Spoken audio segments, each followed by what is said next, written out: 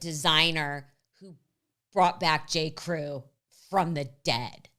She changed their whole image. She changed their whole aesthetic, yet still staying in the same lane. She's gay. And why would... Okay, I have my theory why Jenna Lyons would join the show. I want to hear yours. Do you know her, like, from your fashion police, fashion New York days now?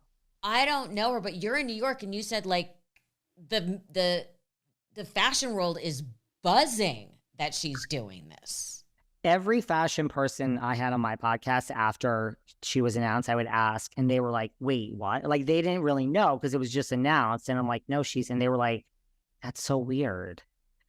Or like, or the consensus I got from all these people that knew her were like, she's not like down in the mud like that. Like, she's serious. So I'm like, listen, that's not really a great recipe for what we want in our housewife, that everyone's so shocked and they don't see her like going to the mat, right? I'm sure that makes her a smarter businesswoman than lots of the housewives, but is that what people want in their housewives? I wonder why they chose her. I think it's a very interesting choice. I think it's going to be however open she chooses to be, it's going to have a ripple effect in the fashion industry, because are the general public really going to get to see what goes on? Or I think she's about to launch her own brand. You do. And this is the platform where they're going to premiere the brand and set up the brand. That's what I think. I think this is a full-on business move. I would not be surprised if she only cares if it's one season. Well, just like me with Ariana, we're going to mark Melissa Rivers' words that if there's a Jenna Lyons brand, we're going to see what date and time this is. This is going to be, you're going to have predicted it, because I never even thought of that. But that makes sense, right? Like, she might be from the Bethany Frankel school of just like, it's such a good platform. And really, I mean, in no disrespect, but like, what was Jenna Lyons doing before this? I mean, I know she was the president of J. Crew, and looking at her Instagram, all I know is she is an unboxer. We all know how we get all this swag. Her whole Instagram is like, and great. I wish, she has a gazillion boxes. She unboxes everything and looks all high end. So that's a nice life to just get all that all day. But what was she doing before this? I'm not sure, right? Do you get anything? I do. I get plenty, but not. What do you get? Well, I mean, where I'm literally looking over at a table to see, and I'm the worst. I'm like I get like some vodka, like vodka in a can, which is one of my sponsors, Nebula 9. It's really good vodka in a can. Lots of skin. Vodka in a can is a little alarming, but we'll get back to that. It's 2 shots per. You just open it, you drink it. It's actually really good. But I mean, I get a lot of like skincare stuff, which that stuff I use.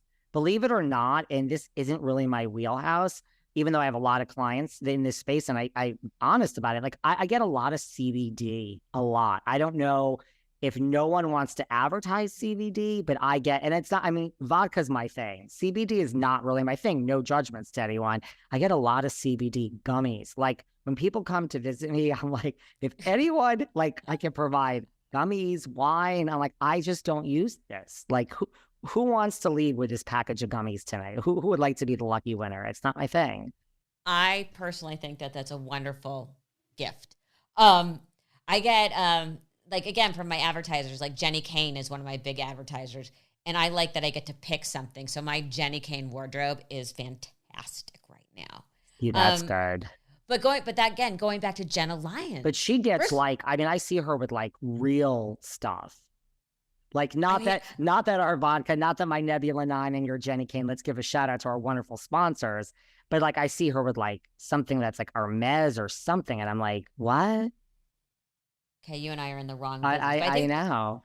I do wonder though, the Jenna Lyons and the full, okay, what is your opinion on the full reboot of New York?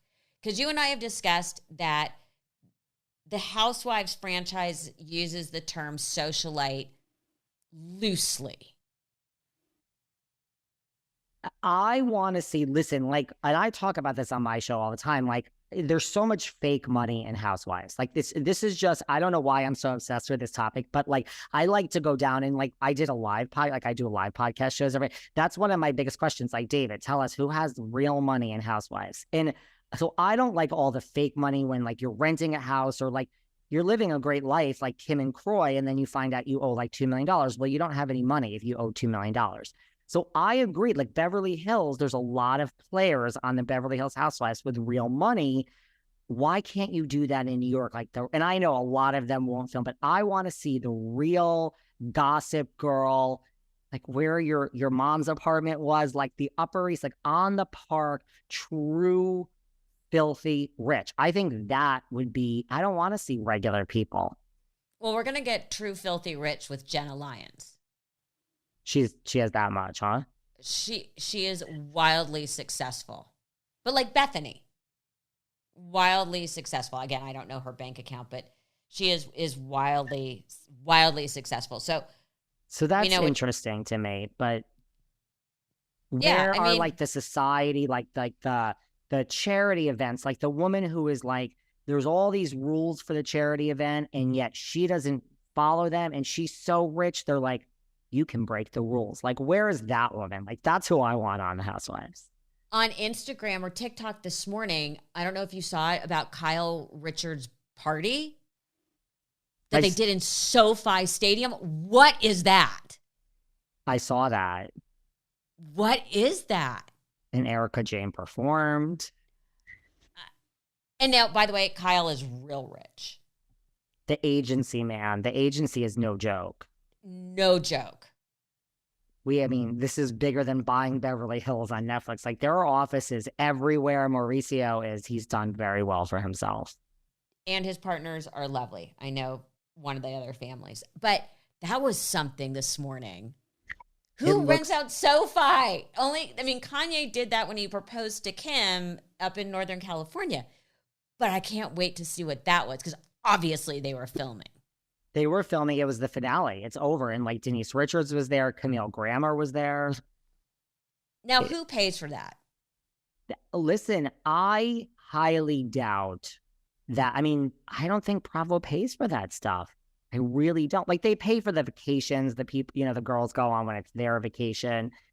I mean, I can't imagine how much that would be.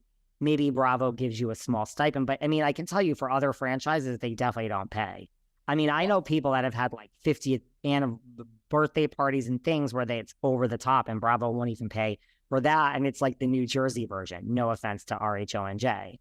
So I can't imagine that they are just paying. It's evolution. I can't imagine they're paying for that. But someone once told me, it may have been you, that half these women go broke doing the show because the level of wealth you're supposed to display is so over the top that the wardrobes are $1 million. Totally. So how do some of these women even afford to be on it? Especially in the beginning. The first year salary is like 60. I mean, maybe it's like 80 now, but it's that. So imagine you have to do hair, makeup, wardrobe. They don't. This is why you hear of people like, it's just this living is such a desire to like be on the show, and then you're living above your means. Like, that's what happened to the Chrisleys, and now they're both in jail. Oh, bummer. Okay, you reveal. Okay, we're gonna talk about my favorite Bravo show, which we all know is Below Deck, my obsession. You revealed something to me the other day. This is like when I'm out at night and I run into people on reality TV, it's like we can have a great conversation. But then when I reveal this on the air, you're the same way. It's like whatever you say in a text or a phone call to Melissa Rivers, David, will be brought out. Not true. But this particular, it's okay. No, you and I do talk off the record. I know. But this one you did reveal to me yesterday that you have a full-on crush with Fraser. From Below Deck. Yeah. Yeah. I had him on my show. And listen, I have crushes on a lot of people as they come